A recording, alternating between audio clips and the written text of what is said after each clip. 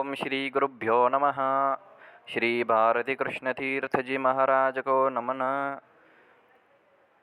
शंकराचार्य भारती कृष्ण तीर्थ जी, पुरी के शंकराचार्य ने वैदिक गणित की खोज की थी। खोज नहीं कह सकते, बस जो वेदों में ज्ञान था उन्होंने अपने ज्ञान बुद्धि व मंथन की शक्ति से, योग तप की साधना की शक्ति से लोक भोग्य बनाया।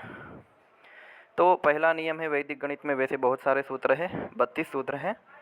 पहला सूत्र है एकाधिकेन पूर्वेण। अर्थ क्या होता है? पहले से एक अधिक यानी ज़्यादा जो है उसमें एक बढ़ा दो। बस क्यों बढ़ाना वो मत पूछो, बस बढ़ाना है, ये ज्ञान है तो अभी बढ़ा दो।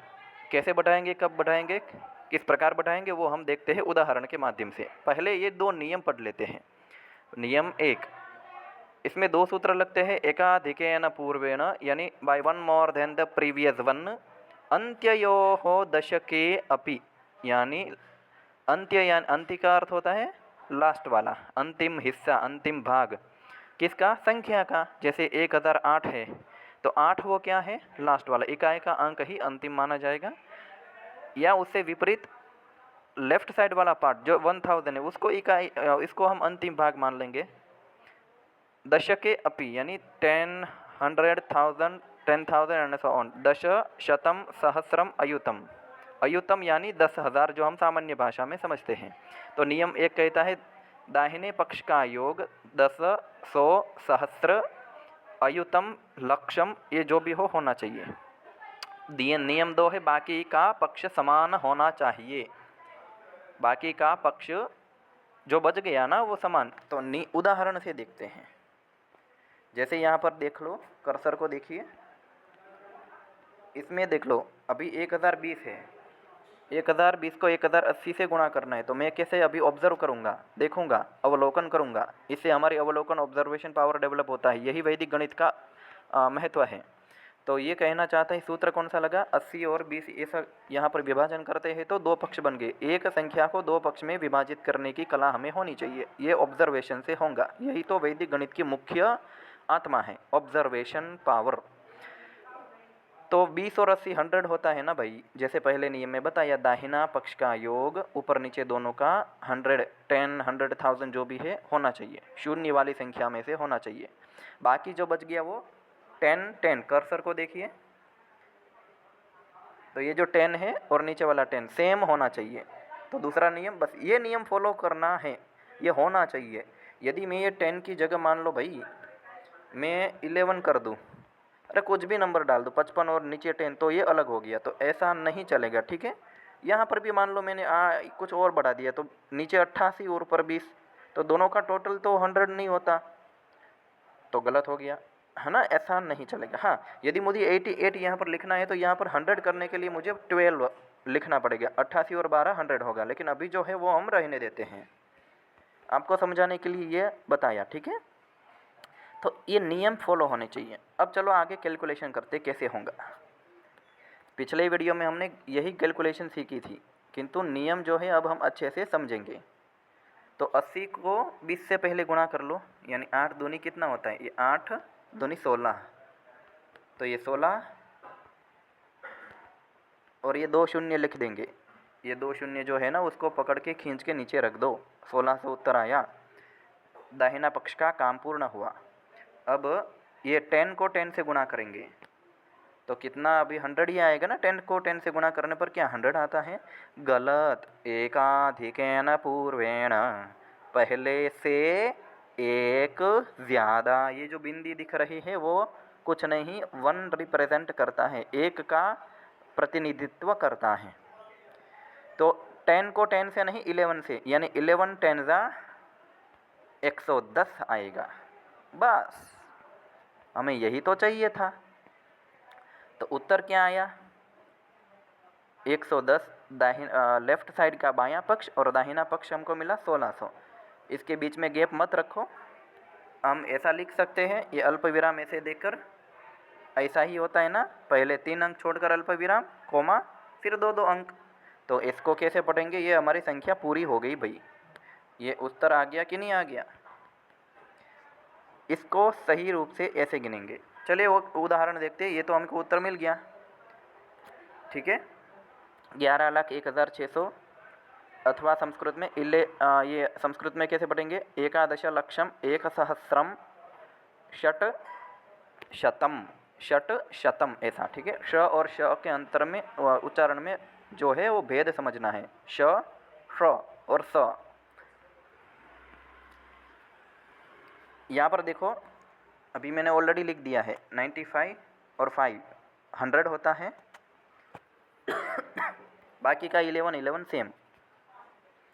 तो कैसे करेंगे, आप ना एक काम करो, आप 95 को 5 से गुणा करके भी लिख सकते हैं, या तो 11 को 11 से पहले गुणा कर दो, सॉरी 12 से, एक का अधिकरण करेंगे ना भाई, तो लेफ़्ट टू राइट भी गिन सकते हैं, राइट टू लेफ्ट भी गिन सकते हैं, पहले दायां पक्ष गिनो या बायां पक्ष गिनो, कोई अंतर नहीं पड़ेगा, ठीक है। तो 11 को किन से गुणा करेंगे, 12 यानी 12 से। अभी यहाँ पर जो 11 दिखता है वो अभी मन में 12 कल्पना करो, लिखने में तो 11 है, ओरिजिनल जो प्रॉब्लम यानी जो ओरिजिनल जो हमारा प्रश्न है उसमें हम चेंज कुछ नहीं करेंगे, ये मन में करने का है। ये जो ऊपर बिंदी है वो जोड़ दो, तो 12 को 11 से गुणा करना है। जैसे अभी मैं लिख लेता हूँ 12, लेकिन है वो 11, ठीक है। तो 11 इंटू 12 तो क्या करेंगे, ये 1 1 ज़ा 1 होता है ना, फिर ये 1 और 2 का प्लस कर दो तो 3 आता है 3, और 2 1 ज़ा 2, ये 2 132 आंसर आ गया। अब ये 11 कर देते हैं जो कहती हो, 11 इंटू 11 तो क्या होता है 121, लेकिन 12 से गुणा करना था एकाधिकन, तो 132 आंसर आया। बस ये हमारे आधा तो काम ख़त्म हो गया भाई। अब राइट साइड का करेंगे, 95 को 5 से गुणा करेंगे तो हमारा पूरा उत्तर हमको मिल जाएगा। 95 को 5 से गुणा करने के लिए कैसे करेंगे इसको, आप ऐसा काम करो, ये 9 पच्चे कितना होता है 5, ये 5 पच्चे 25 भी होता है तो 25 लिख लो, ठीक है। और ये 2 जो है वो और कुछ नहीं है, ये 2 क्या है, कैरी फॉरवर्ड हो गया, 25 का 2 कैरी फॉरवर्ड मान लो, इसलिए मैं छोटा सा लिख रहा हूँ। अब ये 5 को 9 से गुणा कर लो, 9 पंचे 45, 45 लिखा, लेकिन ये जो 2 है वो कैरी हुआ ना मेरे भाई, तो 2 और 5 ऐड कर देंगे इसको 7, 5 प्लस 2 क्या हुआ, आप समझे कि नहीं समझे, ये 5 और 2 को ऐड कर देंगे बीच वाले इसको, तो 7 आंसर आ गया।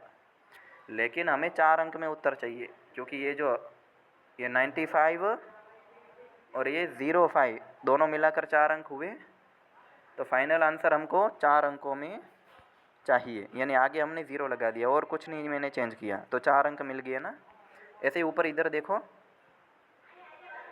ये जो है ना वो 1600 राइट साइड का पद था, 20 और 80, तो 4 अंक है, तो 1600 ऑलरेडी हमें 4 अंक में मिल रहा था, तो हमें आगे 0 लगाने की आवश्यकता नहीं पड़ी। तो इसी प्रकार से ये गिनेंगे और आगे देखेंगे। 95 को 5 से गुणा करने पर कितना उत्तर आता है, तो आए 475, 475।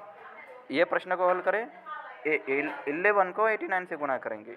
How to do this, 11 into 89, फिर ये 19 को 20 से गुणा कर दो, तो पहले यही कर लेते, अच्छा है ना, इजी है। तो 19 को 19 से नहीं जी 20 से, यानी 20 से गुणा करना है, तो 19 को 20 से गुणा करने पर क्या आएगा, 19 2 ज़ा कितना आता है 19 दूनी, 19 को 2 से गुणा कर दो 38, तो 380 उत्तर हमको मिल गया अभी। अब ये 89 को 11 से मल्टीप्लाई कर देंगे। हाउ टू डू दिस, कैसे करेंगे, we are to do first 89 into 11, so there is the property of multiplication of 11. now 8 1 ज़ा 8, पुट डाउन here 8 1 ज़ा 8, यानी नीचे यहाँ पर 8 लिखेंगे, बीच में प्लस की निशानी कर दो, 8 और 9 कितना होता है 17, 17, तो यहाँ पर हम 17 यानी एक तो कैरी करना है, 17 का 7 लिख के एक कैरी लिख देंगे, फिर 9 1 ज़ा 9 लिख के इधर 9 लिख दो। अब ये जो कैरी हुआ है उसको क्या करेंगे, उसका वो ऐड कर देंगे ना, तो ये 81 नहीं लिखना है ना, वास्तव में वो 9 है, लेकिन फिर भी हमें 4 अंक चाहिए, तो आगे शून्य जोड़कर उसको 4 अंकों में परिवर्तित करके लिखेंगे। तो ये हमारा फाइनल आंसर था। तो कितना उत्तर आया, कैसे इसको बढ़ेंगे, देखिए कितने अंक मिले, कितने अंक मिले 7, तो कितना आया answer, how to read this number, 38 lakh 979, ये हमारा फाइनल उत्तर है। इसी प्रकार आगे देखते हैं, यहाँ पर भी हाँ, ये तो इजी आप कर लेंगे। अभी इसको देखिए, ये थोड़ा बड़ा है। ये 997 को 3 से गुणा करना है, क्योंकि एडिशन देखो 1000, ये 1000 हो रहा है पहला नियम के अनुसार, और बाकी के सेम होने चाहिए, तो वो तो सेम है ही। तो पहले 97 को 3 से गुणा कर लो, ठीक है। तो ऐसे 997 को 3 से मत गुणा करो भाई, वो 1000 मान लो ना अभी। तो 1000 को इसमें +3 कर लो, अभी अपने मन में कर लो। तो ये 1000 होगा ना, 3 से तो 3000 आएगा। फिर हम 3 3 3 9 को फाइनल फिगर में से घटा देंगे, ठीक है। तो अभी 3000 उत्तर नहीं है, उसमें से 3 3 9 घटाना है ना, क्योंकि ज़्यादा ले लिए थे। तो 2900 क्या आएगा, 2991 उत्तर है। लेकिन ये 3 और 3 मिला के 6 अंक होते हैं, हमको मिला 4 अंक। तो 2 शून्य लिखकर हमें 6 में परिवर्तित करना है। राइट साइड का जो दाहिना पक्ष वो पूर्ण हो गया। अब ये बायां पक्ष लेफ्ट साइड, 999 को एकाधिकन से, यानी ये क्या करेंगे, इसको बटाएंगे ना, तो बिंदी जोड़नी पड़ेगी एक। तो अभी 1000 यानी 1000 से गुणा करेंगे 999 को,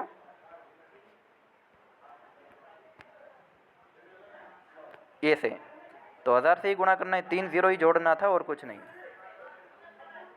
और इस प्रकार से हमको फाइनल आंसर मिल गया। अब इसको थोड़ा गैप घटा देंगे इसका, तो हमको ये फाइनल आंसर मिल गया। आप कैलकुलेटर में चेक कर सकते हैं, देखो कितने अंक है ऊपर नीचे। यहाँ पर ये 6 अंक है और नीचे भी 6 अंक है, तो 6 और 6 12 अंक होते हैं ना। तो आंसर भी हमें 12 अंकों में मिलेगा। तो ये 12 अंक हो गए। तो ये क्रॉस चेकिंग की ये पद्धति है। तो ये इस प्रकार से गिनेंगे, इसको भी आप गिन सकते हैं। और यहाँ पर आप देखिए, ये हो गया। ये बहुत सारा आ गया है, मैं डिस्क्रिप्शन में इसको लिख दूंगा, ये सारे प्रश्नों का उत्तर लिख दूंगा, आप बस प्रैक्टिस करिए।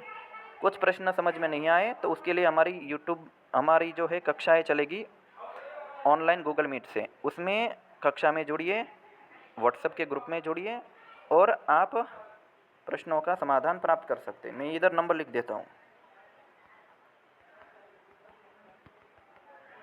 ये नंबर देख लीजिए, ये नंबर है। इस पर व्हाट्सएप करके आप समूह में जुड़े, कक्षाओं का आनंद लें।